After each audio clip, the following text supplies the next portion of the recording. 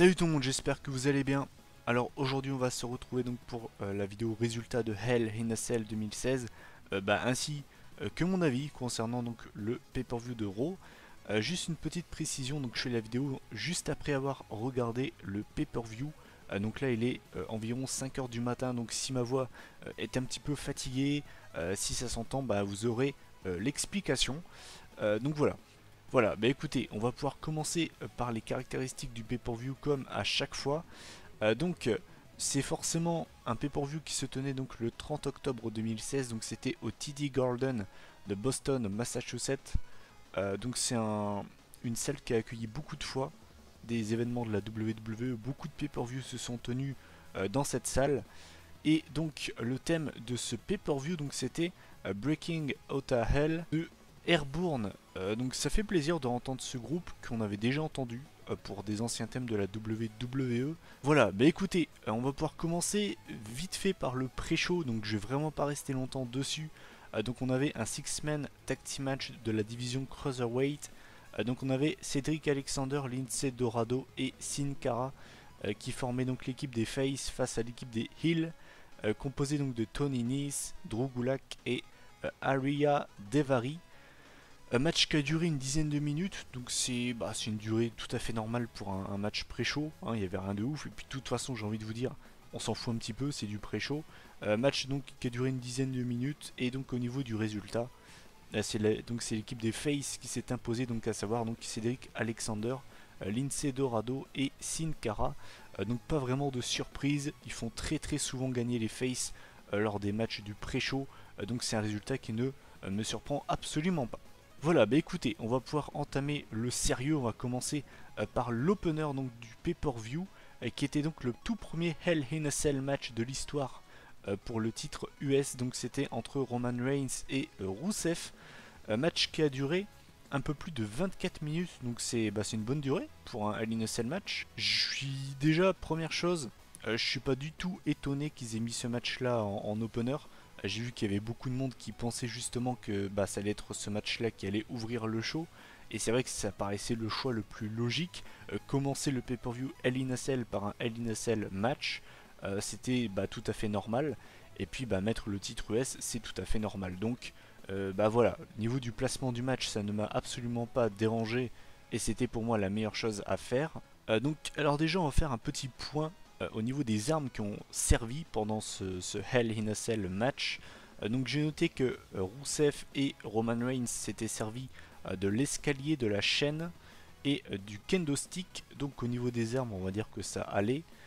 J'ai noté que c'était un match où il y avait eu très peu de prises. C'est l'un des matchs de catch où j'ai vu le moins de prises pendant autant de minutes, parce que le match a duré presque 25 minutes. J'ai vu presque aucune prise, en fait c'était que des coups, c'était soit des super kicks, des coups de poing, des coups de pied, des superman punch, enfin vraiment très peu de prises, c'était beaucoup de coups, des coups de poing, coups de pied, tout ça. Au niveau donc des armes, on va dire que voilà, ils se sont quand même servis d'armes. Après je trouve que c'était pas non plus abusé. Je pense qu'ils auraient pu se servir de plus d'armes quand même. Après voilà, je vais pas non plus chipoter, on va dire qu'il y a quand même eu des armes, mais encore une fois, c'est présenté comme l'enfer. Bon, au niveau des armes, j'ai pas trouvé que c'était assez quoi. Sinon, donc je vais revenir à la fin parce que j'ai pas grand chose à dire en fait sur ce match. Donc en fait, à la fin du match, on avait une accolade de Rusev sur Roman Reigns donc, avec la chaîne. Mais forcément, c'est Roman Reigns, donc il n'a pas abandonné. Donc finalement, ensuite, il a contré l'accolade avec un Samoan Drop donc sur Rusev, donc sur l'escalier, et derrière donc il lui a porté un spear. Du coup Rusev était sur l'escalier, donc il s'est pris un spear. C'était assez beau à voir visuellement, mais par contre c'était extrêmement prévisible. Je l'avais vu venir à des kilomètres. Et donc finalement, grâce à ce spear, eh bien, Roman Reigns conserve le titre US. Donc c'est pour moi un résultat très prévisible. Honnêtement, je voyais vraiment pas Rusev récupérer le titre. Qu'est-ce que j'ai pensé du match en lui-même? J'ai trouvé qu'il avait été assez correct. Voilà, il était correct. Pour moi, c'était pas assez. Voilà, c'est un Hell in a Cell match. C'est présenté comme l'enfer. C'est présenté comme la structure la plus diabolique que la WWE peut nous offrir. J'ai trouvé qu'il n'y avait pas assez de violence. C'est des mecs qui peuvent pas se saquer tout ce que vous voulez. J'ai trouvé que c'était un petit peu trop light. Après, le match n'était pas non plus catastrophique, hein, mais franchement, j'ai pas trouvé que c'était non plus transcendant. Et surtout, il y a eu très peu de prises. Et puis en plus de ça, rajouter à tout ça, je suis fan aucun des deux catcheurs. Donc du coup, bah, j'ai vraiment eu beaucoup de mal à rentrer dans le match et à l'apprécier. Donc au niveau de la note, j'ai mis 6 sur 10, donc ça reste quand même correct. Mais pour un Hell in a Cell match, c'est clairement pas exceptionnel. Ensuite, on enchaîne avec le deuxième match de la soirée. Donc alors là, c'était clairement le match où j'en avais rien à faire, mais c'était vraiment le match que j'attendais le moins de la soirée. Donc du coup, j'ai presque rien à dire dessus. Donc c'était Bayley face à Dana Brooke, match qui a duré 6 minutes 30, donc c'est pas très long. Comme je le dis à chaque fois, à l'époque, donc c'est vers 2009 tout ça, 6 minutes 30 pour un match féminin, il n'y avait rien de choquant. En 2016, un match féminin de 6 minutes 30, c'est pas très long. Après voilà, c'était pas un match que j'attendais, donc le fait qu'il ait pas été très long, au final ça a été un point positif. Je parle vraiment pour moi, hein. Je sais qu'il y a peut-être des fans de Bayley, tout ça, mais moi vraiment je suis fan d'aucune des deux lutteuses. Donc bah, c'est vrai que c'était un match que j'attendais pas du tout. Le match donc en lui-même, bah, c'est Dana Brooke qui a dominé le match, notamment se concentrant sur l'un des bras de Bayley qui avait été meurtri, blessé. Mais finalement bah, c'est Bayley qui a quand même remporté le match grâce à un Bayley to Bayley. Donc cette fameuse prise de finition que je trouve ridicule vraiment. L'avoir dans son arsenal de prise, il n'y a rien de choquant. Mais utiliser le belly to belly comme prise de finition, je trouve ça vraiment pas terrible. En plus de ça, donc prise qu'elle a sortie de nulle part. C'est vrai qu'elle était vraiment malmenée Bayley. Et donc elle a un petit peu sorti cette prise from out of nowhere. C'était plus sorti de nulle part qu'un RKO de Randy Orton. Mais sinon voilà, donc match qui a duré 6 minutes 30, j'ai rien d'autre à dire. Victoire donc de Bayley, c'était assez prévisible encore une fois. Je voyais vraiment pas Dana Brooke battre Bayley. Et donc au niveau de la note, j'ai mis 5 sur 10. Je me trouve même assez généreux avec ce match. Mais j'ai tendance à surnoter les matchs féminins. Donc elles s'en sortent plutôt bien. Ensuite on a enchaîné encore une fois avec un match dont j'avais vraiment aucune attente. Donc c'était le match entre le club et Soft. Donc Carl Anderson et Luke Gallows contre Enzo Amore et Big Cass. Match qui a duré 6 minutes 45. Donc encore une fois c'est pas très long, hein, clairement même. Encore une fois sur ce match là j'ai vraiment pas grand chose à dire. J'ai trouvé que le match avait été un petit peu fait à l'arrache. Pas vraiment de construction en fait, ça partait dans tous les sens, il n'y avait pas vraiment de construction. J'ai pas grand chose à dire en fait. Donc je vais revenir directement à la fin parce que j'ai vraiment rien à dire sur ce match. Donc en fait à la fin du match, eh bien, on a Big Cass qui avait été mis KO à l'extérieur du ring. Et du coup derrière on a eu le Magic Killer porté donc sur Enzo Amore pour la victoire donc du club. Donc encore une fois mon pronostic était bon. Pour moi c'était le résultat peut-être le mieux. Après honnêtement voilà, Soft également a besoin d'être crédible. Donc et puis voilà, je vous l'avais dit, c'était un match que j'attendais absolument pas. Maintenant le match en lui-même était vraiment pas terrible. Je le rappelle, on est en pay-per-view. Si on a ce match à Raw ou à SmackDown, ça va pas me déranger. Mais on est en pay-per-view et normalement bah, les catcheurs doivent hausser le niveau, doivent nous produire des matchs de plus grande qualité. Et là clairement, comme pour le match précédent, j'avais pas l'impression d'être en pay-per-view. Donc c'est vrai que c'est quand même assez dommage. Surtout que je pense que le match aurait pu être bien meilleur que ça. Donc sinon bah, la note j'ai mis 5,5 sur 10 et encore une fois j'ai rien d'autre à dire de plus. Ensuite on avait le deuxième Hell in a Cell match de la soirée, donc c'était pour le WWE Universal Championship, donc le titre poids lourd, le titre suprême de Raw. Donc on avait Kevin Owens le champion face à Seth Rollins, match qui a duré un peu plus de 23 minutes, donc un petit peu moins long que le premier match de la soirée. Donc alors forcément c'est un match que j'attendais. Donc j'ai noté au niveau des armes utilisées, apparemment on a seulement eu les chaises et les tables, donc c'est pas exceptionnel non plus. Mais c'est un match que j'ai apprécié quand même. Donc je vais revenir sur on va dire un petit peu le tournant du match. Donc en fait à un moment on a Kevin Owens qui a sorti l'extincteur sous le ring. Donc au final j'avais oublié de compter l'extincteur, donc ça fait 3 armes utilisées. Donc il avait frappé Seth Rollins avec. Et en fait ensuite il s'en est servi. Et sans faire exprès entre guillemets, parce que bon au final c'était calculé, il a donc aveuglé l'arbitre avec. Donc du coup, vu que l'arbitre ne voyait plus rien, ils ont dû ouvrir le Hell in a Cell, la porte, pour sortir l'arbitre à l'extérieur pour checker, voir s'il allait bien, tout ça, voir pour ses yeux, tout ce que vous voulez. Et pendant ce temps-là, qui c'est qui débarque? Le dieu, le King of Bling Bling, the Ayatollah of Rock and Rolla, Y2J, Chris Jericho, qui débarque des backstage et qui s'enferme en fait dans la cage, donc avec son meilleur ami Kevin Owens. Donc j'ai trouvé ça assez bien fait. Je me souviens que dans mes pronostics, je l'avais pronostiqué que Jericho, on va dire, allait aider Kevin Owens. Je ne savais pas de quelle manière, je ne savais pas comment il aurait pu rentrer dans la cage. J'ai trouvé que ça avait été plutôt bien amené. Donc sinon ensuite le match était vraiment fun honnêtement. C'est pas le meilleur Hell in a Cell match que j'ai vu de ma vie, mais il était vraiment fun. Je vais revenir ensuite sur le spot, on va dire un petit peu de la soirée. Enfin au niveau du match et peut-être même au niveau du pay-per-view. Donc on a eu la powerbomb de Rollins sur Owens qui donc passe à travers deux tables qui avaient été mises à l'extérieur du ring. Donc ça avait vraiment été bien fait. J'ai vraiment bien aimé ce spot. Sinon Jericho, forcément il a voulu venir en aide à son meilleur ami, mais c'est vrai que Jericho il a pris assez cher pendant tout le match, on l'a très peu vu. Mais bon bref, il était là pour son meilleur ami.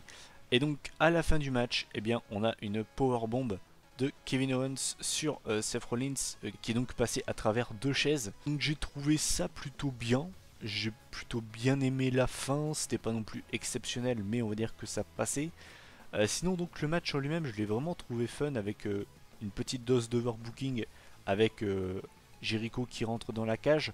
Après encore une fois je vais donner le même discours que pour le match précédent, enfin le premier Hell in a Cell de la soirée. Pour moi encore une fois ça manquait de violence. C'est vrai qu'on a eu le spot avec Owens qui passe à travers les deux tables. On a eu la powerbomb où Rollins passe à travers les deux chaises. Mais vous enlevez ça, honnêtement, c'était pas assez violent. Encore une fois, je le répète, hein. Mais pour les Hell in a Cell match, je suis vraiment sévère, on va dire, parce qu'on nous présente ça comme l'enfer, comme la structure la plus diabolique de la fédération. Et pour moi, ça manquait encore une fois assez. Pour moi, voilà, ça manquait de violence. Mais c'était quand même un bon match, bien fun, bien divertissant. Donc j'ai mis la note de 8 sur 10. Ensuite, on va enchaîner avec un match qui m'a vraiment déçu. Donc, c'était pour le Cruiserweight Championship. Donc, on avait dit Brian Kendrick qui donc affrontait TJ Perkins. C'était la revanche de Clash of Champions. Je vous disais dans ma vidéo pronostic que vraiment j'attendais pas mal de ce match et je pensais qu'il pouvait être meilleur que ce qu'il nous avait proposé justement à Clash of Champions. Finalement, j'ai été déçu. Donc déjà le match a duré un peu plus de 10 minutes, donc c'est pas très long. Et le match en lui-même, je l'ai vraiment pas trouvé transcendant en fait. Encore une fois, j'avais l'impression d'être à Raw. Et c'est pas une insulte, hein, mais je veux dire, j'avais pas l'impression encore une fois d'être en pay-per-view. Et je vais surtout revenir à la fin du match parce que j'ai rien d'autre à dire sur ce match. Preuve que c'est pas un match qui m'a marqué. Donc en fait, à la fin du match, on a Brian Kendrick qui vendait une blessure suite à une mauvaise réception sur ses jambes. Et à ce moment-là, je me suis dit, j'espère vraiment pas que ça va lui coûter le match à TJ Perkins. Et ben bingo, puisque donc TJ Perkins a attendu plusieurs secondes. Finalement, il a voulu voir si Brian Kendrick allait bien. Et finalement, il s'est fait surprendre. Et derrière, donc, on a Brian Kendrick qui a porté sa prise de soumission, le genre de crossface. Et du coup, TJ Perkins a abandonné donc un nouveau champion de la division Cruiserweight, Brian Kendrick. Je suis déçu du premier règne de TJ Perkins qui a vraiment pas été transcendant, on va pas se le cacher. C'est un catcheur que j'aime vraiment bien, qui est vraiment talentueux dans le ring. Pour ceux qui en douteraient, je vous conseille vraiment d'aller voir ses matchs lors du CWC, ou bien même, voilà, il a fait beaucoup de matchs sur le circuit indépendant. Voilà, son talent est là, c'est pas ça le problème. Mais je suis vraiment déçu de ce qu'ils font de la division Cruiserweight en général, et même par rapport à leur champion, quoi. Et puis même la rivalité entre Brian Kendrick Et TJ Perkins était vraiment pas... Ouais, je l'ai vraiment pas trouvé ouf, hein. Vraiment pas trouvé terrible. Donc à mon avis, on va encore une fois se taper un rematch entre les deux. Je commence à arriver à saturation, encore une fois, vous le savez, je me lasse très facilement. Là, ça va déjà faire au moins leur quatrième affrontement, je crois. Donc c'est vrai que trop c'est trop. Mais sinon, le match m'a vraiment déçu. J'ai mis 6 sur 10 parce que ouais, c'était vraiment pas un match terrible. Je m'attendais à bien mieux entre les deux. Ensuite, on va passer à l'avant-dernier match de la soirée. Donc c'était pour les WWE Tag Team Championship de Raw. Donc on avait le New Day qui défendait donc leur ceinture face à Sheamus et Cesaro. Donc alors le match a duré un peu plus de 11 minutes. Donc encore une fois, c'est pas une très grosse durée. Quand vous regardez bien, à part les Hell in a Cell matchs, les autres matchs de la soirée ont vraiment pas été très longs. Après, ça s'explique aussi. Justement, vu que on avait 3 Hell in a Cell, les autres matchs du coup, on va dire, ont du coup pas pu être très longs. Mais c'est vrai que bah du coup, c'est un petit peu dommage quoi. Sinon donc le match était vraiment fun. C'est un match que j'attendais. Pas forcément pour le résultat, mais pour la qualité in-ring, parce que comme je l'avais dit, il n'y avait aucun catcheur que je n'appréciais pas autour du ring. Et honnêtement, j'ai été diverti, il s'est vraiment passé des bonnes choses. Et encore une fois, j'ai pas grand chose à dire sur le match. J'ai trouvé qu'il n'avait pas vraiment été construit comme on a l'habitude de le voir à la WWE, c'est-à-dire une équipe qui travaille sur l'un des deux adversaires pendant une grande partie du match et le mec en question arrive à faire le tag au bout d'un moment. Là, ça s'est pas fait de cette manière-là, et tant mieux parce que c'est vrai que cette construction-là, on l'a plus que assez vu hein, à la fédération. C'était vraiment un match fun à voir, il s'est passé beaucoup de choses. Mais je vais surtout revenir à la fin du match parce que j'ai rien d'autre à dire au final. Donc en fait, à la fin du match, on avait Cesaro qui portait un sharpshooter sur Xavier Woods. Et dans le même temps, on avait Sheamus qui en fait s'embrouillait à l'extérieur du ring. Et finalement, en fait, on a Kofi Kingston qui avait été frappé ou poussé, je crois, par Sheamus quelques secondes plus tôt. Et qui donc a frappé Sheamus. Et donc en fait, l'arbitre, donc du coup, demande d'arrêter le match. Et donc au moment où la cloche sonne, eh ben, on a Xavier Woods qui abandonne tout simplement au sharpshooter de Cesaro. Donc du coup on était un petit peu dans l'incompréhension, on ne savait pas trop. Et finalement donc l'arbitre annonce que donc, les vainqueurs du match sont bien Sheamus et Cesaro, mais le New Day conserve vu que Sheamus et Cesaro ont gagné par disqualification. Donc une fin bien pétée. C'est dommage parce que le match était vraiment fun, honnêtement. Je suis vraiment déçu de la fin, quoi. La fin est vraiment pas digne d'un pay-per-view, encore une fois. Donc au niveau de la note, j'ai mis 7 sur 10. Et à mon avis, on va dire cette défaite de Sheamus et Cesaro va les renforcer, va tisser des liens entre les deux hommes qui vont donc tous les deux peut-être commencer à s'apprécier, commencer à tisser des liens. Ils vont avoir, on va dire, la même haine commune, c'est-à-dire contre le New Day. Enfin, en tout cas, moi, c'est comme ça que je vois la chose, mais je peux me tromper. Et enfin, le main event de la soirée. Donc, c'était un match qui était attendu par beaucoup de fans. Donc, c'était le tout premier Hell in a Cell match féminin de l'histoire. Donc, c'était donc forcément pour le Women's Championship. Donc, c'était Charlotte qui affrontait Sasha Banks. Donc, match qui, alors, c'est écrit qu'il a duré 20 minutes, mais je sais pas si le mec a compté l'avant-match ou pas, qui, c'est vrai, ne compte normalement pas, mais on sait jamais. Mais donc, en gros, voilà, match qui a duré 20 minutes. Vous pouvez rajouter 5 minutes avec l'avant-match très facile. Donc, déjà, c'est une très bonne durée, honnêtement. Je m'attendais peut-être pas à ce qu'il dure aussi longtemps. Donc, c'est déjà un bon point. J'ai bien aimé également les entrées. Bon, celle de Sasha Banks, il l'avait déjà sorti pour NXT TakeOver Brooklyn. Autant celle pour Charlotte était vraiment stylée, j'ai trouvé. Donc, match qui était très attendu, qui a fait beaucoup parler sur les réseaux sociaux. Donc déjà, premier point, j'ai eu beaucoup de mal à me mettre dans le match. Pas parce que le match ne m'intéressait pas, mais à cause de Sasha Banks, qui donc s'est pris une violente powerbomb sur la table des commentateurs avant que le match débute par Charlotte. Et elle s'est très mal réceptionnée, elle est vraiment très mal réceptionnée. Donc ensuite on a eu la civière qui est venue, les docteurs qui sont venus pour voir si elle allait bien tout ça. Et le coup de la civière, honnêtement j'y ai vraiment cru. genre vraiment cru, parce que elle s'est tellement mal réceptionnée, elle nous a tellement habitués à mal vendre, enfin à mal prendre les coups, les prises, que j'y ai vraiment cru, et ça m'a vraiment sorti du match. Je pense que Sasha Banks va avoir très mal au dos, et ça ne m'étonnerait pas qu'elle ne catche pas le lendemain à Raw, parce que à mon avis, ouais, c'est chaud quoi. Elle a vraiment très mal pris, elle s'est vraiment mal réceptionnée sur pas mal de prises pendant le match, elle est retombée plusieurs fois sur la nuque. On pouvait voir également Christophe Ajus, ça se voyait qu'il était pas bien, enfin même Shiro également.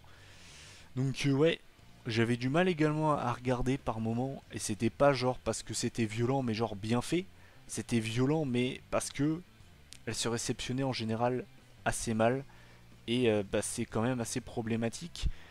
Sinon donc mon avis sur le match en lui-même, j'ai noté donc on a eu la plancha donc de Charlotte qui a balancé Sasha Banks sur la cage.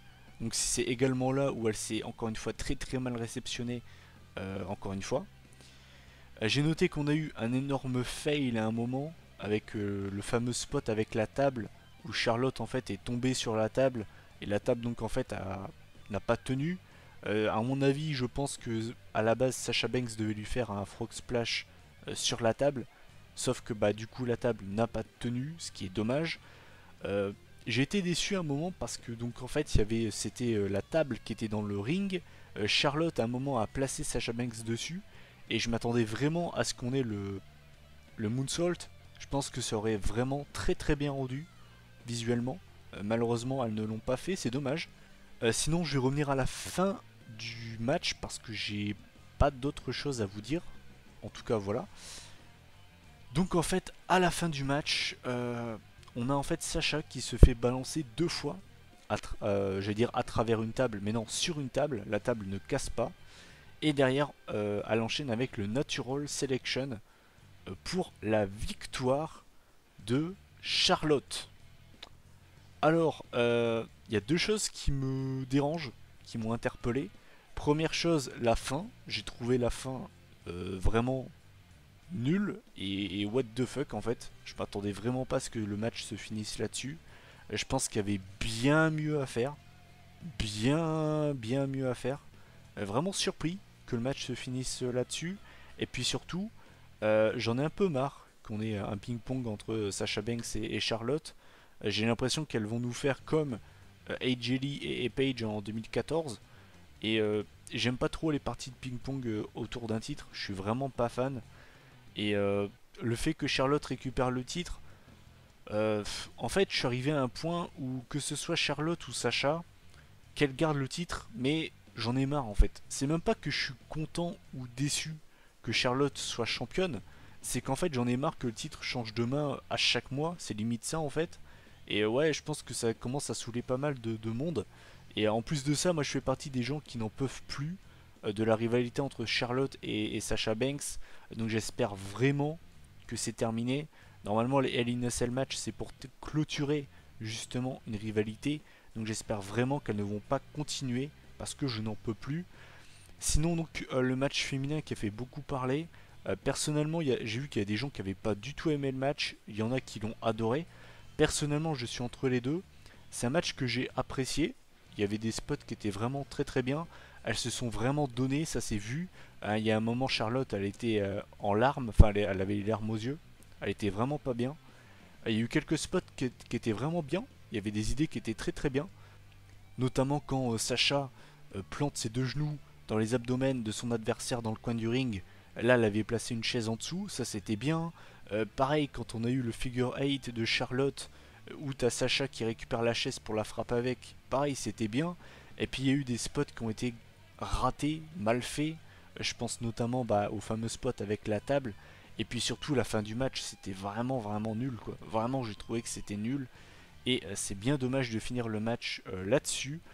Donc au niveau de la note, j'ai mis 7 sur 10 et je n'ai rien d'autre à vous dire. Voilà, donc en faisant le bilan, en faisant la moyenne du pay-per-view, donc en additionnant toutes les notes du pay-per-view, J'arrive à une moyenne de 6,3 sur 10. Donc ça reflète plutôt bien mon avis sur le pay-per-view. Je vais vous donner le même discours que je vous avais donné pour Clash of Champions et également pour No Mercy. C'est un pay-per-view, mais j'ai pas l'impression d'y être en fait. Certes, on a 3 matchs en cage, ce qui nous fait dire qu'on est dans un événement spécial. Mais en termes de qualité in-ring, je me suis vraiment pas forcément senti dans un gros pay-per-view. Pour moi, les seuls matchs qui faisaient vraiment affiche de pay-per-view, c'était le Hell in a Cell entre Owens et Rollins, et celui entre Sasha et Charlotte, malgré les petits botches, les petits fails. Pour moi, c'est vraiment les deux seuls matchs qui ont rempli leur job. Ensuite, tous les autres matchs étaient soit corrects, soit moyens, soit vraiment pas terribles.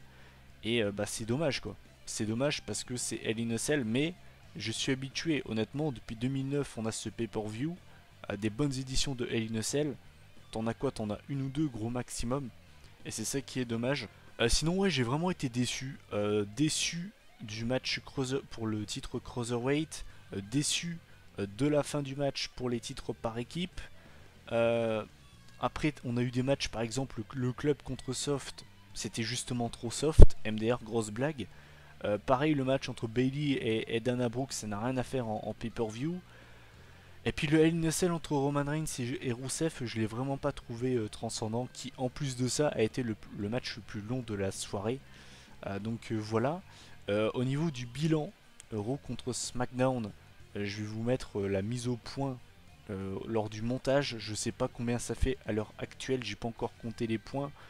Donc pour ceux qui ne me suivraient pas sur Twitter, en fait je donne un point chaque semaine, soit pour Raw ou pour SmackDown, et ensuite j'ai donné un point le mois dernier à Clash of Champions par rapport à Backlash, et donc ce coup-ci mon point va être donné encore une fois à Raw.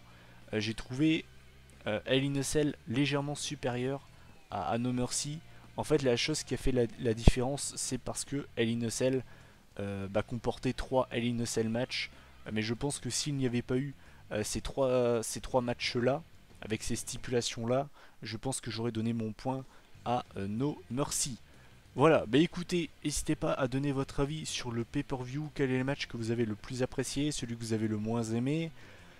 Qu'est-ce que vous avez pensé du premier Hell in a Cell match féminin de l'histoire, des autres matchs de la soirée en général? Est-ce que c'est un show que vous avez aimé, pas aimé, moyen, bref, voilà. N'hésitez pas à commenter, liker, partager, comme d'habitude.